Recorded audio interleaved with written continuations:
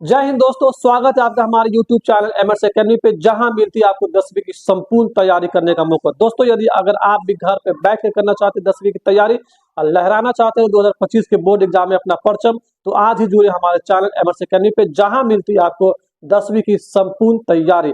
दोस्तों, आज हम बात करने वाले हैं क्लास 10 इतिहास के तीसरे अध्याय हिंद चीन में राष्ट्रवादी आंदोलन। इससे पहले इस अध्याय पे एक वीडियो बना दिया गया हुआ, अगर आपने उस वीडियो को नहीं देखा है तो उस वीडियो को आप अवश्य देखें, जिसका लिंक मिलेगा आपको इस वीडियो के बायो में, ताकि जिससे आपका पूरा सिलेबस हो सके कवर। दोस्तों, आज की क्लास स्टार्ट करने से पहले आपसे एक छोटा सा रिक्वेस्ट, यदि आप चैनल पे नए हैं तो चैनल को सब्सक्राइब करें, बेल आइकन को प्रेस करना ना भूलें, ताकि जिससे जो भी न्यू वीडियो आवे उसकी नोटिफिकेशन पहुंचे सबसे पहले आपके पास। और इस वीडियो को लाइक करें और शेयर करें ऐसे दोस्तों के साथ जो एग्जाम देने वाले हैं 2025 में, और एक बढ़िया सा कमेंट्स जरूर करें, जिससे मुझे मिले मोटिवेशन और हम बनाते रहे आपके लिए इसी तरह से नई नई वीडियोज जो आपको सहायता कर सके 2025 के बोर्ड एग्जाम में अच्छे नंबर अचीव करने में। चलो दोस्तों, बिना देरी किए हुए आज की क्लास को स्टार्ट करते हैं। आज का मेरा जो सबसे पहला टॉपिक है हिंद चीन में राष्ट्रवादी आंदोलन का। इस पे हमने इससे पहले जो वीडियो बनाया था उस पे कुछ शॉर्ट टाइप क्वेश्चन को कवर कर रखा हुआ था। अब यहाँ पे बात करते हैं इसका शॉर्ट टाइप क्वेश्चन में। आज का जो मेरा टॉपिक है रासायनिक हथियारों एवं एजेंट ऑरेंज क्या था। रासायनिक हथियार और एजेंट ऑरेंज के बारे में आज हम बात करेंगे कि यहाँ पे रासायनिक हथियार और एजेंट ऑरेंज किस प्रकार से प्रयोग में लाया गया था, किसके द्वारा और किस पे प्रयोग किया गया था। यहाँ पर सबसे पहले हम बात करेंगे रासायनिक हथियारों की कि नापाम एक तरह का ऑर्गेनिक कंपाउंड है। नापाम एक तरह का क्या ऑर्गेनिक कंपाउंड है जो अग्नि बमों में गैसोलीन के साथ मिलकर एक ऐसा मिश्रण तैयार करता है, जो कि अग्नि बमों से मिलकर और गैसोलीन के साथ मिलकर एक ऐसा मिश्रण, जब दोनों को वहां पे अग्नि बम को और गैसोलीन को जब वहां पे मिश्रित किया जाता है, दोनों को मिलाया जाता है, तो एक ऐसा मिश्रण तैयार करता है जो त्वचा से चिपक जाता था और जलता रहता था। जो यहाँ पे मिश्रण बनने के बाद अगर हमारे शरीर पे, अगर हमारे बॉडी पे पड़े तो त्वचा से एकदम पूरा चिपक जाता था। जिस प्रकार से हम लोग देखते हैं कि च्युइंगम किस प्रकार से हमारे बॉडी से चिपका हुआ रहता है, उसी प्रकार से यहाँ पर यहाँ पे जो रासायनिक हथियार बनाया गया था, वहां पे इसका मिश्रण जो गैसोलीन और बमों के मिश्रण से जो मिलकर बनता था, वो दोनों का जो वहां पे मिक्सचर हुआ करता था, वो शरीर पे पड़ते ही त्वचा के साथ वहां पे जमता और त्वचा को वो जलाना वो शुरू कर देता था। अगर यहाँ पे किसी प्रकार के एसिड को यहाँ पे जिस प्रकार से रखा जाता है, अगर हम लोग के बॉडी पे एसिड पड़ जाए या किसी बैटरी के पानी को हमारे बॉडी पर रख दिया जाता है, वो त्वचा को क्या करता है, हानिकारक त्वचा, वहां पे त्वचा के लिखा होता है हानिकारक होता है, जो वहां पे त्वचा को जलाने का कार्य करता है। ये उसी प्रकार का यहाँ पे रासायनिक हथियार था। कहते हैं कि हथियारों में जिस प्रकार से वहां पर गोली होता है, तोप होता है, उसी प्रकार से यहाँ पर रासायनिक हथियारों का भी चलन कर दिया गया था कि किस प्रकार से रासायनिक हथियार से, ताकि वो एक से दूसरे में वो जाके अपना वो लगना शुरू हो जाए, जिससे कम समय में ज्यादा लोग प्रभावित हो सके, और वहां पे जिस देश के द्वारा किसी देश पर हमला किया गया हो तो वहां पे उसे ज्यादा वहां पे जेनोसाइड पहुंचा सके, वहां पे ज्यादा जान माल की क्षति किया जा सके। ये उसी प्रकार का यहाँ पे रासायनिक हथियार था जो यहाँ पे गैसोलीन से और बमों के मिश्रण से बनता था, जो त्वचा पे, जो बॉडी पे जैसे ही आते ही यहाँ पर त्वचा में चिपकता और वो जलता, यानी कि जलना वो शुरू कर देता, उसको जलाना वो शुरू कर देता।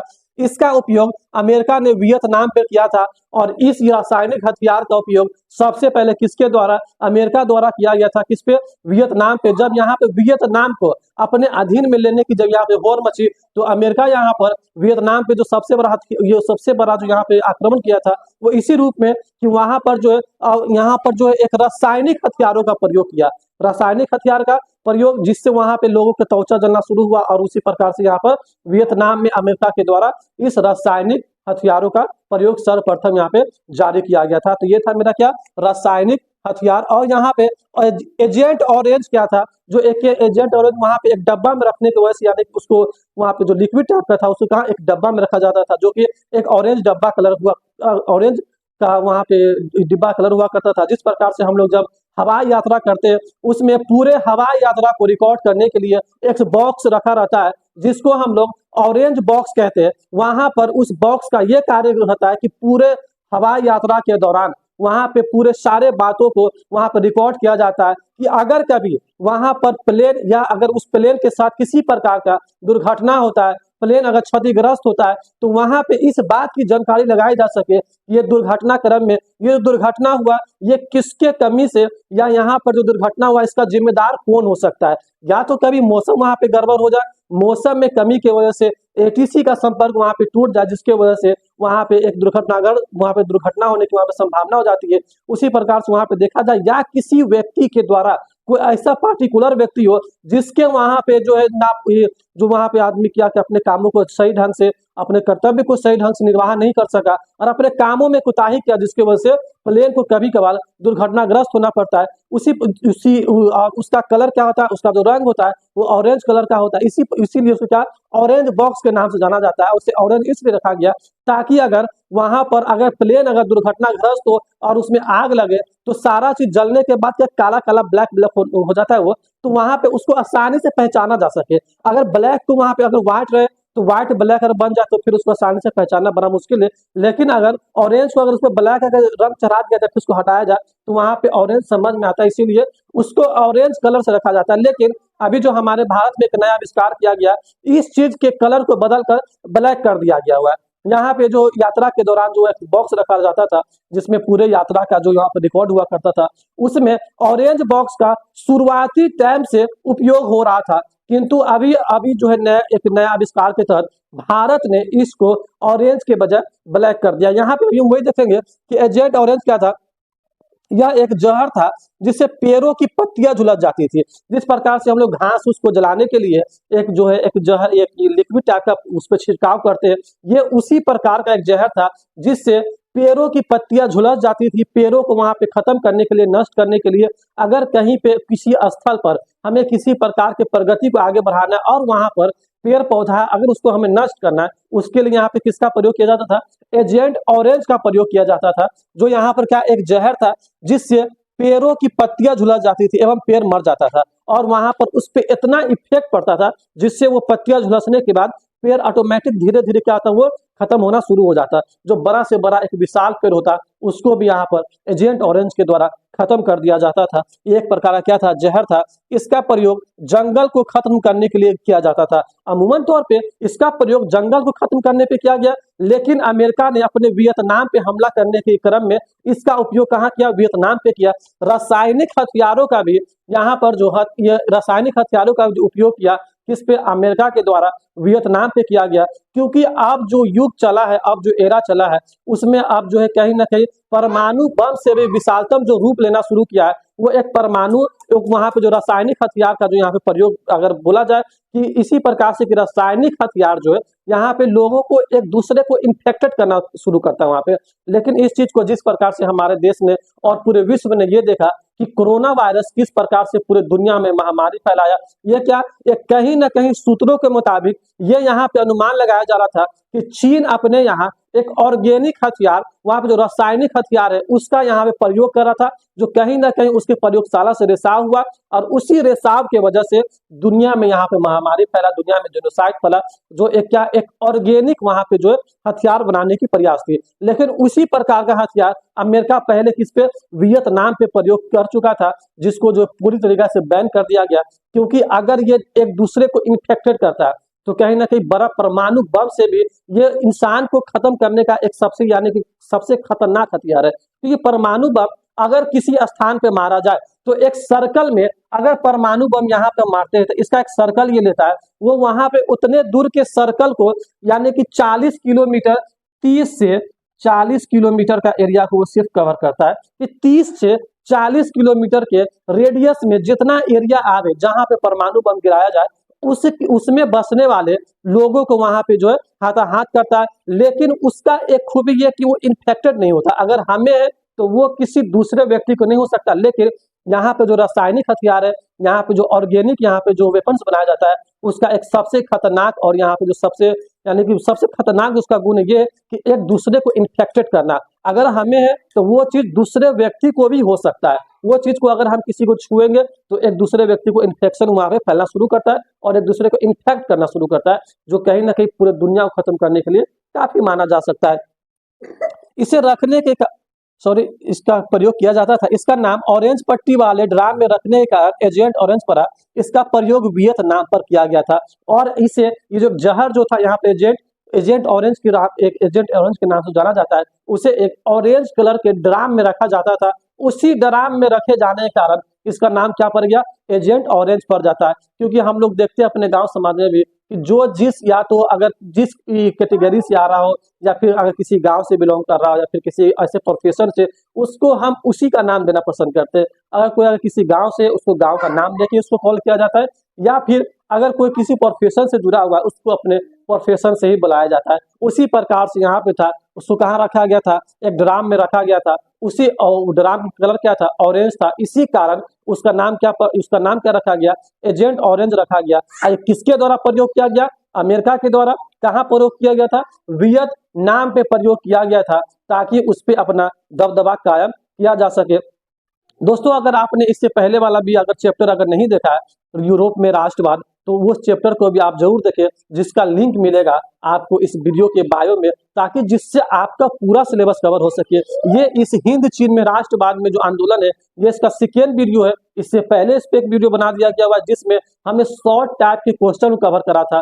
शॉर्ट टाइप का क्वेश्चन ये मेरा आज ये इस पे हम चलेंगे, तो आखिरी मेरा टॉपिक चलेगा आज ये यहाँ पे शॉर्ट टाइप के आंसर को, शॉर्ट टाइप के क्वेश्चन को हम लोग यहाँ पे खत्म करेंगे। और उससे पहले दोनों चैप्टर का यदि आपने वीडियो अगर नहीं देखा है तो उस वीडियो को आप जरूर देखें, जिसका लिंक आपको इसके बायो में मिलेगा। और अगर आप इस वीडियो को देख रहे हैं तो आप एक कॉपी कलम लेकर अवश्य बैठे, जिससे आप इसका नोट्स बना सकें। और अगर आप नोट्स अगर पीडीएफ के रूप में आप लेना चाहते हैं तो उसके लिए आप जो है इसके कमेंट सेक्शन में कमेंट्स कर सकते हैं, जिसका नोट्स आपको जो है व्हाट्सएप हो, इंस्टाग्राम हो या टेलीग्राम हो, उस पर निःशुल्क आपको प्रोवाइड करवा दिया जाएगा, जिसका आपको किसी प्रकार का कोई शुल्क नहीं देना पड़ेगा। अब देखते हैं दोस्तों यहाँ पे हो ची मिन के विषय में संक्षिप्त वर्णन करना है कि जो हो ची मिन है उसके बारे में एक संक्षिप्त वर्णन करना है कि कौन था, ये किस प्रकार से अपना कार्य को अपना ये कर रहा था, ये किस एरिया से बिलोंग करता था। हो ची मिन सन 1917 ईस्वी में हो ची मिन नामक एक वियतनामी छात्र ने पेरिस में साम्यवादियों का एक गुट बनाया था। ये हो ची मिन का एक व्यक्ति का नाम है जो कहा पेरिस में साम्यवादी गुटों का सन 1917 ईस्वी में हो ची मिन नामक एक वियतनामी छात्र, जो कहाँ का छात्र था, वियतनामी। ये अमेरिका ने किस पे, रासायनिक हथियार और एजेंट ऑरेंज का यहाँ पे जो प्रयोग किया था वो भी वियतनाम पे ही किया गया था। और यहाँ पे जो हो ची मिन जो व्यक्ति था वो कहाँ का, वियतनामी एक छात्र था, जो पेरिस में जाकर समाजवादियों का एक गुट बनाया। और यहाँ पे क्या, साम्यवादियों का एक गुट बनाया।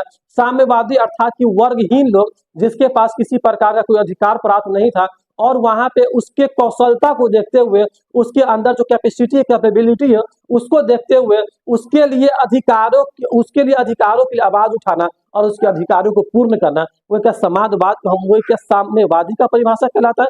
जब हमने साम्यवादी देखा तो वहां पे साम्यवादी का परिभाषा बताया गया हुआ है कि साम्यवादी अर्थात कि वर्गहीन समाज की कौशलता को देखते हुए उसके अधिकार को ऊपर की ओर उठाने के सिद्धांत का, या वहाँ पे जो श्रृंखला बनाया जाता है, वहाँ पे जो पद्धति बनाई जाती है, वही क्या, साम्यवादी कहलाता है। तो वियतनामी जो छात्र था हो ची मिन, वो पेरिस में एक संगठन बनाया, एक पेरिस में गुट बनाया था। सन 1925 ईस्वी में वियतनामी क्रांति दल का गठन किया, और सन 1925 ईस्वी में वियतनामी क्रांति दल का एक गठन किया, ताकि इस पे जो यहाँ पर इसके अधिकार को दबाया जा रहा है, अमेरिका के द्वारा जो यहाँ पे दबदबा कायम किया जा रहा है, उस चीज के खिलाफ कहीं ना कहीं थोड़ा सा ये अपने अंदर जो हुंकार भर सके और अपने देश के प्रति कुछ कर सके। जो यहाँ पे 1925 में एक यहाँ पे गठन बनाया गया था।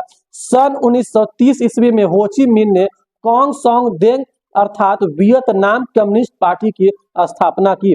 जो यहाँ पर जो कोंग सोंग डेंग, यानी कि जिसका ये क्या एक जो है वियतनामी एक भाषा है, जिसको जो हम हिंदी भाषा में क्या देखते हैं यहाँ पर, कम्युनिस्ट पार्टी की स्थापना की। जो क्या, कम्युनिस्ट पार्टी का स्थापना की, ताकि जिसे अपने अधिकारों के लिए आवाज को उठा सके, इसे वो अधिकार मिल सके और अमेरिका द्वारा किए जा रहे बर्बरता को भी यहाँ पे रोका जा सके। क्योंकि अमेरिका उस पर कंसिस्टेंटली रासायनिक हथियार और एजेंट ऑरेंज का वहां प्रयोग कर रहा था, जिसको रोकने के लिए यहाँ पे केवल क्या किया गया था, यहाँ पर एक हो ची मिन के द्वारा एक संगठन बनाया गया था, जो पूर्णतः उग्र विचारों पर चलने वाले पार्टी थी। जो यहाँ पे उग्र विचारों पर चलने वाला क्या था, यहाँ पे पार्टी था। हो ची मिन का दूसरा नाम न्यूगन आई कोवक था, और हो ची मिन का जो है दूसरा नाम क्या था, हो ची मिन का दूसरा नाम न्यूगन आई क्वोक्था, न्यू गन आई क्वोक। जब कभी हमसे यहाँ पे कभी जो एग्जाम में, बोर्ड एग्जाम में हमसे ऑब्जेक्टिव जब यहाँ पे हमसे पूछा जाता है कि होची मिन या होची मिन ने अपने पार्टी का संगठन कहाँ किया था, कहाँ किया था, वो पेरिस में किया था। और होची मिन कहाँ का, वियतनामी एक छात्र था जिन्होंने यहाँ पर जो सन 1917 ईस्वी में एक जो यहाँ पे संगठन बनाया था जो कि साम्यवादियों का गठन था, साम्यवादियों का यहाँ पे गठन किया था ताकि अपने अधिकारों के लिए ये आवाज उठा सके। अब बात करेंगे दोस्तों होची मिन का मार्ग क्या था, कि जो होची मिन जो था, ये जो वियतनामी जो छात्र था, उसका मार्ग क्या था, वो किस रास्ते पे चलना पसंद, यानी कि उसका मार्ग किस प्रकार से चला, वो किससे प्रेरणा लिया और किस प्रकार से प्रेरित होकर यहाँ पे संगठन बनाया। जैसे कि होची मिन मार्ग हनोई से चलकर लाओस कंबोडिया के क्षेत्र से गुजरता हुआ दक्षिणी वियतनाम तक जाता था। और यहाँ पे जो होची मिन का जो मार्ग था वो कहाँ से, यहाँ पे हनोई से चलकर लाओस और कंबोडिया का क्षेत्र होते हुए कहा दक्षिणी वियतनाम तक जाता था। ये क्या एक मार्ग है, एक रास्ता है जो कहाँ से, होची मिन हनोई से चलकर लाओस कंबोडिया के क्षेत्र से गुजरता हुआ दक्षिणी वियतनाम तक जाता था। अमेरिका इसे क्षतिग्रस्त करने का और इस पर कब्जा करने का प्रयास कई बार किया, लेकिन अमेरिका चाहता था कि उसे क्षतिग्रस्त करके, उसे तोड़ फोड़ के और अपना उस पर कब्जा किया जा सके। क्योंकि अगर हमें देश को आगे की ओर बढ़ाना है तो उसका इंफ्रास्ट्रक्चर कहीं ना कहीं बेहतर होना बहुत जरूरी है। क्योंकि जब तक हमारे देश का इंफ्रास्ट्रक्चर, या हमारे स्टेट को केवल ले ले, हमारे स्टेट का भी यदि अगर इंफ्रास्ट्रक्चर अगर बेहतर नहीं है तो वो यानी कि उस प्रकार से विकास नहीं कर सकता है जैसे दूसरा स्टेट या दूसरा देश अपने उसकी अपेक्षा में कर रहा है। क्योंकि जिस प्रकार से हम लोग देखते हैं बिहार में इंफ्रास्ट्रक्चर की बहुत यहाँ पे जो है बहुत बेकार एक कंडीशन है। यही कारण है कि यहाँ बिहार में अच्छे अच्छे उद्योगपति नहीं आ सकते या अच्छा कोई कल कारखाना नहीं लगता। पहले इसका दो कंडीशन, पहला ना तो इसके पास इंफ्रास्ट्रक्चर है और ना ही इसके पास जो है यहाँ पे बिजली का जो साधन है उसमें भी कहीं ना कहीं बहुत गिरावट है। लेकिन ये यहाँ पे वही चाहता था कौन, अमेरिका द्वारा, जो यहाँ पर लाओस कंबोडिया से चलता हुआ वियतनाम तक पहुंचता, दक्षिणी वियतनाम तक पहुंचता था। अमेरिका का यहाँ प्रयास ये था कि उसे क्षतिग्रस्त करके उस पर कब्जा किया जा सके ताकि अपने मार्ग को वहां पे प्रस्त करके अपने वहां पे फायदे के लिए उसे अपने फायदे में यूज किया जा सके। लेकिन असफल रहा। इसी रास्ते से वियतनामी सैनिकों को राशन पानी पहुंचाया जाता था। और यहाँ पर ये जो रास्ता जो था, होची मिन का जो रास्ता था, इसी के द्वारा वहां पे जो सैनिक जो थे, वियतनामी सैनिक जो थे, वहां पर उसको राशन पानी का इंतजाम भेजा जाता था। राशन पानी उसी रास्ते, उसी मार्ग के द्वारा वहां पे उसको पहुंचता था। क्योंकि अगर सेना अगर कहीं पे है, अगर उसे राशन पानी पहुंचाना बंद कर दिया जाए तो वो भूखे प्यासे ज्यादा दिनों तक हमारे लिए लड़ नहीं सकता, हमारी रक्षा वो नहीं कर सकता। और अमेरिका को जीतने का एक सबसे अच्छा उपाय यहाँ पे यही सूझा कि अगर हम उस रास्ते को बंद कर दे, उस रास्ते को हम तोड़ दे, कब्जा कर दे, जिससे होकर वियतनामी सैनिकों को राशन पानी पहुंचाया जा रहा है, तो क्या होना, तो वहां से उसका कनेक्शन जैसे टूटेगा, वहां पे उसका सैनिक भूखा प्यासा, और यहाँ पे हम बड़े आसानी से उस पर अपना कब्जा कर सकते, अधिकार जमा सकते। तो ये था हमारा हो ची मिन मार्ग, कि जो यहाँ पे कहाँ से, लाओस और कंबोडिया के क्षेत्र से गुजरता हुआ दक्षिणी वियतनाम तक जाता था। जो कि दक्षिणी वियतनाम, और यहाँ पे इसी जो यही जो मार्ग था, इसी मार्ग के जरिए जो वियतनामी जो वहाँ पे सैनिक थे उनको क्या, राशन पानी का इंतजाम भेजा जाता था, राशन पानी के लिए गाड़ियां भेजा जाया करती थी। अब यहाँ पे देखते हैं कि अमेरिका हिंद चीन में कैसे घुसा। कहते हैं कि यहाँ पे विस्तारवादी सोच को जो है, और अमेरिका और रूस जब से शीत युद्ध से पहले से भी दोनों का क्या एक ही प्रकार का यहाँ परसेप्शन था कि हमें शक्तिशाली बनना है, महाशक्तिशाली बनना है। जो खचरा लोग का जो सबसे बड़ा खचरपनी यही था ना, कि इसी कारण से यहाँ पे इन लोगों ने शीत युद्ध को उठाना था।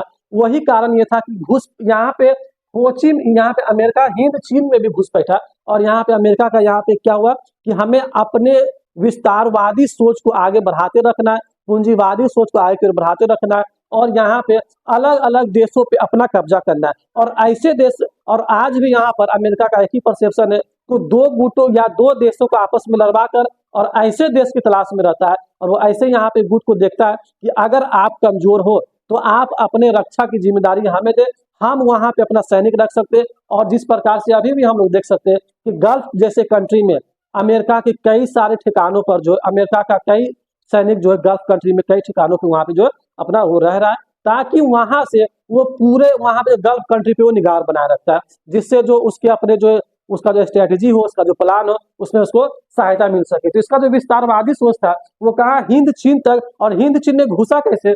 अमेरिका प्रारंभ में फ्रांस का सहयोग कर रहा था। अमेरिका शुरू में किसके, फ्रांस के सहयोग में था, फ्रांस को सपोर्ट कर रहा था वहां पर हिंद चीन। परंतु हिंद चीन में साम्यवादियों के बढ़ते हुए प्रभाव को रोकने के लिए अमेरिका हिंद चीन में हस्तक्षेप किया। और जिस प्रकार से वहां पर वियतनाम में साम्यवादियों का जो प्रभाव पड़ रहा था, जो यहाँ पे छात्र जो था वियतनामी छात्र हो ची मिन, जिसके द्वारा एक साम्यवादियों का गुट बनाया गया था सन 1917 ईस्वी में, उसी प्रभाव को रोकने के लिए वहां पे जो साम्यवादी प्रभाव जो आगे बढ़ाया जा रहा था, उस प्रभाव को यहाँ पे रोकने के लिए अमेरिका क्या किया, इसके हिंद चीन में हस्तक्षेप करना शुरू किया। क्योंकि यहाँ पे सबसे पहले इसका सपोर्ट किसको था, फ्रांस को था। लेकिन वहां पे देखा कि अगर जिस प्रकार से साम्यवादी यहाँ पे प्रभाव बढ़ेगा, कहीं ना कहीं उल्टा कहानी मेरे ऊपर आना है। तो इसने हस्तक्षेप करना कहाँ किया, यहाँ पे हिंद चीन में। जो नरोत्तम सिन्हानुक अमेरिका से राजनीतिक संबंध तोड़कर चीन और रूस से मदद ले रहा था।